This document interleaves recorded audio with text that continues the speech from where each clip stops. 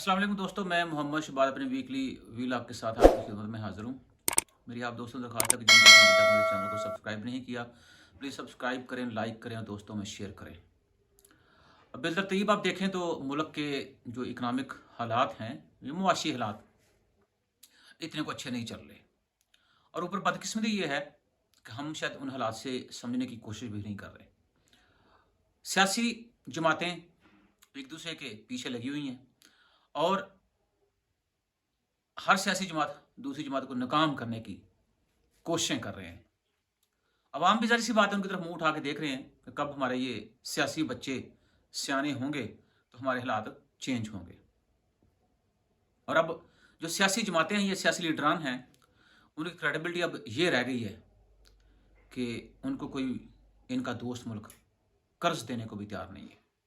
जैसे हम लोग दुनिया में कशकोल लिए फिर रहे हैं और उसमें कुछ लोग तो ये भी कहते हैं कि हमें फ़ख्र करना चाहिए कि हमारा प्राइम मिनिस्टर पाकिस्तान के लिए गदागरी कर रहा है। शायद उनकी अपनी सोच ठीक होगी, लेकिन दुनिया में कौमों ने सर्वाइव वही करती हैं जो ज़ाहिर सी बात अपने पाँव के ऊपर खड़ी होती हैं।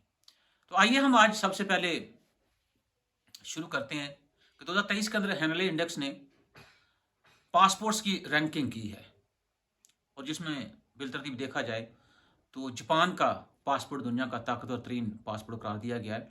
मेरे ख्याल में जापान के पासपोर्ट होल्डर्स 192 ममालिक का सफ़र जो है वो बआसानी बगैर वीज़े के या वीज़ा ऑन अराइवल सफ़र कर सकते हैं। पाकिस्तान की वही जो सूरत हाल, क्योंकि जो मुल्क की मुआशी हालत होती है वो अवाम के चेहरों को भी नज़र आती है और ज़ाहिर सी बात है आपके जो डॉक्यूमेंट्स होते हैं उसको भी नज़र आ जाती है। तो हम मुसलसल पिछले 3-4 से कभी 105वें नंबर पे होते हैं, कभी 103 नंबर पे, कभी 4 पे, कभी 106 नंबर पे और इस साल हम 106 नंबर पे हैं। और बड़ी मज़े की बात यह है कि दुनिया का कमज़ोर तरीन पासपोर्ट अफ़गानिस्तान का है और जो 3 मुल्क हमसे नीचे हैं वो कौन से हैं? इराक, शाम और अफ़गानिस्तान। और उसके बाद यहाँ हम आते हैं। तो देख लें कि ये आपकी मुआशी सूरत जब ख़राब होती है तो इसके असरात कहाँ कहाँ वाज़े होते हैं। अब ज़ाहिर सी बात है जब आपका पासपोर्ट कमज़ोर तरीन पासपोर्ट्स की लिस्ट में आएगा तो फिर हमें इंटरनेशनल बॉर्डर्स के ऊपर ज़ाहिर सी बात है वीज़ा लेने के लिए मुश्किलात का भी सामना करना पड़ता है और वीज़ा कभी कभी नहीं भी मिलता। और जिनमें ऑन अराइवल वीज़ा पाकिस्तान के लिए है उसमें नेपाल है और बाकी मेरे ख्याल में सारे जो अफ्रीकन कंट्रीज़ हैं। तो ये हमारी सूरत हाल है। अब आगे अल्लाह ताला हिदायत दे इनको तो ये मुल्क के साथ साथ कुछ पासपोर्ट की इज़्ज़त अगर बरकरार रख सकें तो। दूसरी तरफ चीज़ें हम देखें तो प्रेडिक्शंस की जा रही हैं कि पाकिस्तान डिफ़ॉल्ट के बड़ा करीब है। वो डॉलर के ज़खायर डे बाय डे कम होते जा रहे हैं। वजह उसकी ये है कि डॉलर बाहर से फॉरेन रेमिटेंस के फॉर्म में उस तरह से नहीं आ रहा जिस तरह आना चाहिए और एक्सपोर्ट ज़ाहिर सी बात है जब आपकी क्या कहते हैं डोमेस्टिक प्रोडक्शन ही आपकी बंद हो जाएगी, जैसे प्लांट्स आपके बंद होना शुरू हो गए हैं तो एक्सपोर्ट के लिए तो कैपेसिटी बहुत कम रह जाएगी। इस तरह इंपोर्ट के ऊपर आपका दारोमदार डे बाय डे बढ़ता जा रहा है तो उसी वजह से डॉलर की खपत में इजाफा हो रहा है। लेकिन हम साथ साथ अपने रवैये अपनी आदत को भी चेंज नहीं कर रहे। आपको पता मुल्क के अंदर जो करप्शन की कहानियाँ चल रही हैं और हर आने वाला नया करप्शन का स्कैंडल जो है वो पिछले करप्शन के स्कैंडल से कहीं बहुत बड़ा होता है और आम आदमी उस नए करप्शन के अंदर दंग रह जाता है। तो देखें किस तरह इस मुल्क को बेदरेग लूटा जा रहा है और लूटा गया है। अभी भी कह सकते हैं कि अब स्टॉप नहीं है, लेकिन हर नए दिन आने वाली चीज़ जो है वो पुरानी चीज़ से कहीं ज़्यादा बड़ी और हैरानकुन होती है। मसलन इसमें अब आईएमएफ के पास अब जाते हैं तो आईएमएफ कहता है आप गैर ज़रूरी अखराजात जो हैं कम करें और जो रेवेन्यू सोर्सेज हैं उसको बढ़ाइए। बात भी उनकी ठीक है कि जब आप डिफ़ॉल्ट होते हैं तो इसका मतलब आप खर्चा ज़्यादा है, इनकम कम है, तो वो कह रहे हैं खर्चा कम करें, इनकम के जो ज़राए हैं वो बढ़ाने चाहिए। तो गवर्नमेंट ने क्या किया कि पिछले दिनों एक मेरे ख्याल में सुप्रीम कोर्ट में एक पटिशन दायर हुई है कि जजेस जो है उनकी मराहत और पेंशन में कमी की जाए ताकि वो जो हमारे अखराजात हैं उसको कम कर सकें। इसी तरह वज़ारत ख़ारजा ने भी अपने जो इनके मिशंस हैं दुनिया के मुख्तलिफ ममालिक के अंदर उनको कहा है और उसमें भी पब्लिक अकाउंट्स कमेटी के अंदर एक बहुत बड़ा इंकशाफ हुआ है कि वज़ारत दाखिला की पाबंदी के बावजूद बर्लिन में जो पाकिस्तानी मिशन है उन्होंने तकरीबन 33 गाड़ियाँ बिला इजाज़त खरीद ली हैं और उन गाड़ियों की कीमत जो है वो तकरीबन 1 अरब 46 करोड़ रुपये बनती है। अब देखें अगर इंकशाफ ठीक हुआ है तो आप अपने जो रवैये हैं हमारे उससे अंदाज़ा कर लें कि हम किस कदर इस मुल्क को बचाने के लिए सीरियस हैं। सिमिलर और बहुत सारे अखराजात हैं जो जो कट होने चाहिए थे, लेकिन हम ज़ुबानी हिसाब किताब कर देते हैं। अमली तौर पे मेरे ख़्याल में उसका कोई कह लें कि इतलाक़ नहीं हो पा रहा, और जिसकी वजह से हम लोग मसाइल का शिकार हैं। मुल्क के अंदर जो टूरिस्ट इंडस्ट्री है वो तबाह कर दी है। हालाँकि बहुत बड़ा टूरिज़्म का पोटेंशियल पाकिस्तान के अंदर है, लेकिन हम उधर तवज्जो नहीं दे रहे। हम लोग वो भीख माँगने के चक्कर में इधर-उधर दर-बदर की ठोकरें खा रहे हैं। फिर जहाँ तक इकोनॉमिक डिफ़ॉल्ट की या डिफ़ॉल्ट की बात है, आपके कंसर्न ठीक है, लेकिन उस डिफ़ॉल्ट के साथ-साथ और भी बहुत से प्रॉब्लम्स हैं। आप डिफ़ॉल्ट का जो कह लें कि उसके लिए तो भाग-दौड़ कर रहे हैं, क्या बाकी चीज़ों के लिए भी उतने ही परेशान हैं? मसलन अभी वर्ल्ड इकोनॉमिक फोरम ने एक ग्लोबल रिस्क रिपोर्ट प्रेज़ेंट की है, जिसमें ये कहा गया है कि पाकिस्तान को डिफ़ॉल्ट के साथ-साथ खुराकी कमी का सामना वो मसला होगा, साइबर सिक्योरिटी का मसला होगा, महँगाई जो आए दिन चीज़ों की कीमतों में इज़ाफ़ा हो रहा है, और मुआशी बहरान के मतलब कि ये सारी चीज़ें जो मिलके मुआशी बहरान को बूस्ट करेंगी। इसी तरह उस रिपोर्ट के अंदर ये भी कहा गया है कि जहाँ तक खुराक की कमी की बात हुई, कर्ज़ों के बहरान का सामना होगा, और दूसरी बात ये कि आप जब मुआशी तौर पर वीक हो जाते हैं, फिर खित्ते में और ममालिक जो हैं वो आपके आबी वसाइल को एज़ अ टूल भी इस्तेमाल कर सकते हैं आपके खिलाफ।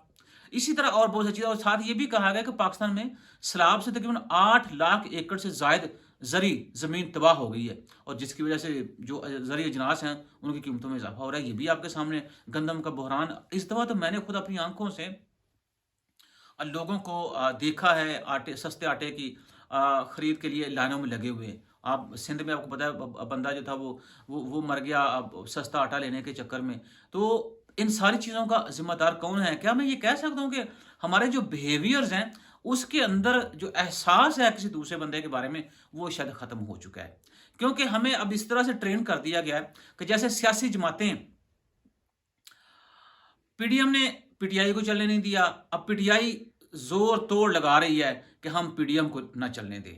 और ये सारी जो इनके इस रेस के चक्कर में मुल्क जो है उसका दिवालिया निकल गया है। और मुल्क के दिवालिये के साथ-साथ जो लोग हैं, गरीब लोग, उनकी तो हालत ज़ाहिर-सी बात आपके सामने ही है कि वो सस्ते आटे के चक्कर में अपनी जानें तक दे रहे हैं। और अब देखें हमारे हुकामा वाला जो हैं, उनके सर के ऊपर जूँ तक नहीं रेंग रही। और ना जो मौजूदा जो पहली गवर्नमेंट थी रियासत मदीना की, उस वक़्त जो अपोज़िशन थी उन्होंने भी साथ ना लिया, लेने दिया उनको कि वो भी ध्यान से काम करें। हालाँकि काम तो वो कुछ नहीं कर रहे थे, जो काम थे वो आपके सामने अब डे बाय डे चीज़ें नज़र आ रही हैं। अब जब ये पीडीएम की गवर्नमेंट है और इसको पीटीआई साथ नहीं लेने दे रही, तो मुझे बताइए कि हम कहाँ जाके रुकेंगे? कहाँ जाके हम ये सोचेंगे ये मुल्क है तो हम हैं, ये मुल्क नहीं है तो हम नहीं हैं। इस डिफ़ॉल्ट के शोर के अंदर एक खबर पुरानी है जो मतलब कि छुप गई थी, तो मैंने सोचा कि चलो वो भी मैं आपको बता दूँ। डिफ़ॉल्ट से बचने के लिए हुकूमती असासाजात की जल्द फ़रोख्त का फ़ैसला किया गया है। उसमें पहले मरहले में 2 पावर प्लांट्स कतर हुकूमत को बराह रास्त फ़रोख्त किए जाएँगे। इनको वो जो निजकारी की लिस्ट थी ना, इन प्लांट्स को उसमें शामिल नहीं किया गया। तो हुकूमत ये चाह रही है कि ये प्लांट जो है इनको बेचें, और उ उसके बाद बाकी सारी चीज़ें जो हैं, और तकरीबन इससे कह रहे हैं कि इनको 1 अरब और 50 करोड़ डॉलर मिल जाएँगे। तो होता है जब आपके पास अपनी जेब में कुछ भी ना हो, तो फिर अपने आप को आपको अपने टांग टुपाऊ प्रोग्राम के लिए फिर आपके अपने असासे बेचने पड़ते हैं।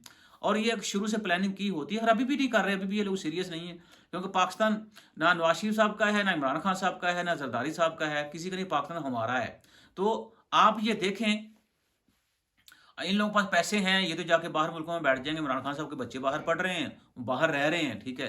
नवाज शरीफ साहब के बच्चे वो बाहर हैं, जरदारी साहब का मसला, उनका वैसे इतना ज़्यादा वो कारोबार या इतना ज़्यादा उनके साथ जाता है, तो उनको तो इतनी परेशानी नहीं है।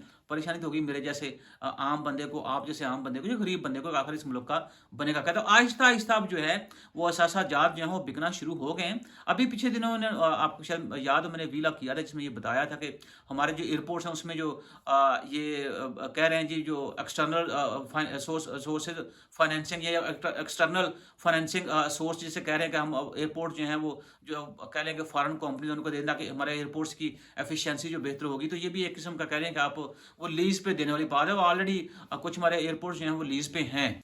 अब जहाँ तक बात ये हो रही है कि जी डॉलर पाकिस्तान में आए, कैसे आए? क्या आपने कोई टूरिज़्म पॉलिसी के ऊपर आपने कोई अमल दरामद किया, या कोई टूरिज़्म पॉलिसी आपने मुतारिफ करवाई? बिल्कुल नहीं।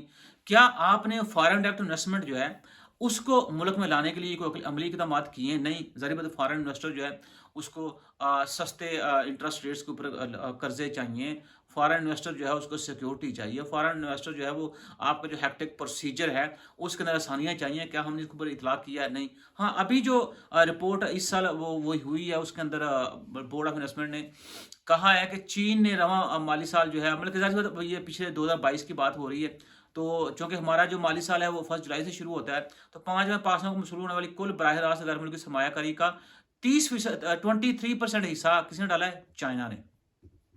اس بند میں کہہ رہے ہیں جی گوادر پرو کے مطابق سرکاری داد و شمار سے معلوم ہوتا ہے گزشتہ سال کے پہلے 5 جولائی تا نومبر میں پاسوں کو چین سے تقریباً $102.5 ملین FDI موصول ہوئی ہے۔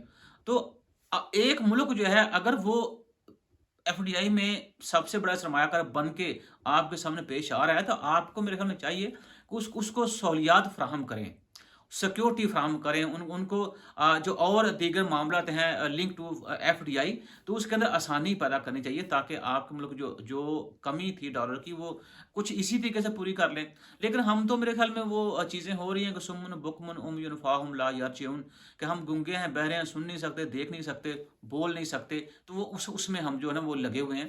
تو جب یہ ہمارے اس طرح ہوں گے تو کیا سمجھ سکتے ہیں کہ ملک کے اندر بہتری نہیں آئے گی؟ نہیں، ملک کے اندر بہتری تبھی آئے گی جب اب دنیا کے ساتھ ساتھ چلیں گے۔